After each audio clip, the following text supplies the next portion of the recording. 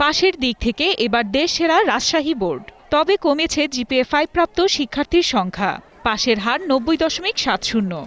1,67,372 জন পরীক্ষার্থীর মধ্যে পাশ করেছে 1,52,406 জন শিক্ষার্থী। ফলাফল প্রকাশের পর স্কুলগুলোয় আনন্দ উচ্ছ্বাস করে শিক্ষার্থীরা। দিনাজপুর বোর্ডে পাশের হার 83.98। পাশের হারে মেয়েরা এগিয়ে থাকলেও জিপিএ 5 প্রাপ্তিতে এগিয়ে আছে ছেলেরা।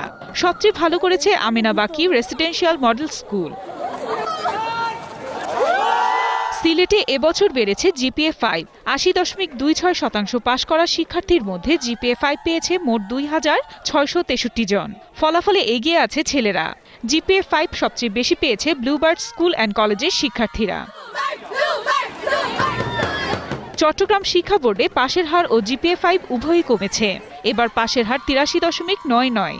সর্বাধিক জিপিএ 5 পাওয়ার ভিত্তিতে প্রথম চট্টগ্রাম কলেজিয়েট স্কুল, দ্বিতীয় সরকারি মুসলিম হাই স্কুল, তৃতীয় অবস্থানে ডক্টর খাস্তগীর বালিকা উচ্চ বিদ্যালয়।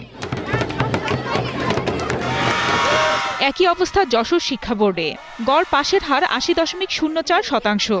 এদিকে যশোর শিক্ষা বোর্ডের অধীন খুলনা বিভাগে 1,55,451 জন পরীক্ষার্থীর মধ্যে পাশ করেছে 1,22,995 জন। ঝিনাইদহ ক্যাডেট কলেজ থেকে শতভাগ পরীক্ষার্থী জিপিএ 5 পেয়েছে। বরিশাল শিক্ষা বোর্ডে পাশের হার 77.24, যা গত বছরের তুলনায় 2.17 ভাগ কম। তবে গত বছরের মতো এবারও ফলাফলে ছেলেদের তুলনায় এগিয়ে আছে মেয়েরা। বিভাগের 6 জেলার মধ্যে ঝালকাঠি পাশের হারে শীর্ষে।